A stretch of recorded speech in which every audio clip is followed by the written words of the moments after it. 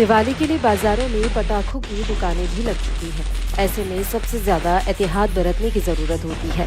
लेकिन तेलंगाना की राजधानी हैदराबाद में पटाखे की एक दुकान में आग लगने का मामला सामने आया है। दुकान में अचानक आग लग गई और फिर तड़ातड़ पटाखे फटने की आवाजें आने लगी। आग इस कदर भड़की कि एक के बाद एक धमाके होने लगे। हैदराबाद के सुल्तान बाजार पुलिस स्टेशन के अधिकार क्षेत्र में दिवाली के लिए लगाई गई एक पटाखे की दुकान में आग लग गई।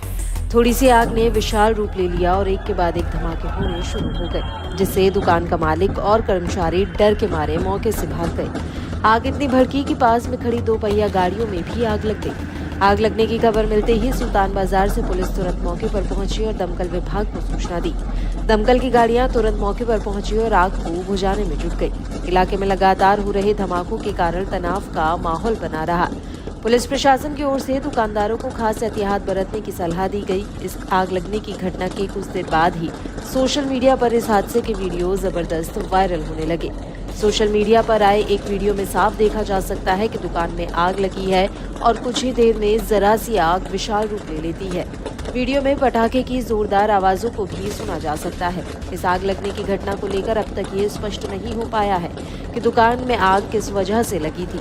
हालांकि खबर लिखने तक मामले में किसी के भी जान के नुकसान की खबर सामने नहीं आई है।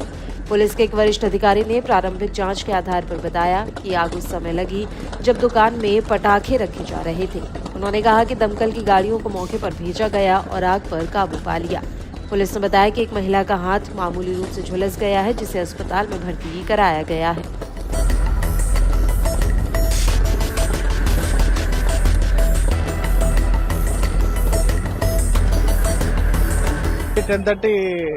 शायद 10:30 पे शॉप है ना, इस शॉप का मांजित का शॉप है। ये शॉप का ने फायर एक्सीडेंट हुआ इसका। हाँ, जिस वास्ते रेस्टोरेंट पूरा जल गया है। रेस्टोरेंट जल गया और 8-7 गाड़ियां भी जल गए और एक लेडी को इंजर हुआ, एक लेडी को थोड़ा इंजर हुआ। 4 मेंबर्स तो बच गया है उसमें से। तो एक 10:45 सर, तो कुछ कैजुअलिटीज है या no, only one lady is lady received small injuries her hands, otherwise no casualties। एक तरफ ये हादसा हुआ है तो वहीं हैदराबाद पुलिस आयुक्त ने 27 अक्टूबर 2024 से 1 महीने के लिए हैदराबाद पुलिस सीमा में धारा 144 लागू कर दी है। कहा गया है कि कई संगठन पार्टियां धरना और विरोध प्रदर्शन करके हैदराबाद शहर में सार्वजनिक शांति और व्यवस्था को प्रभावित करने वाली गड़बड़ी पैदा करने की कोशिश कर रही है।